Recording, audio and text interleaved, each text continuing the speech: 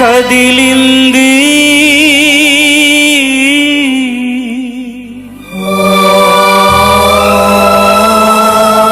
కరుణ రథం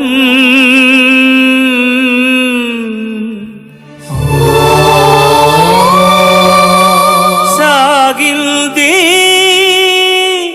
క్షమాయుగం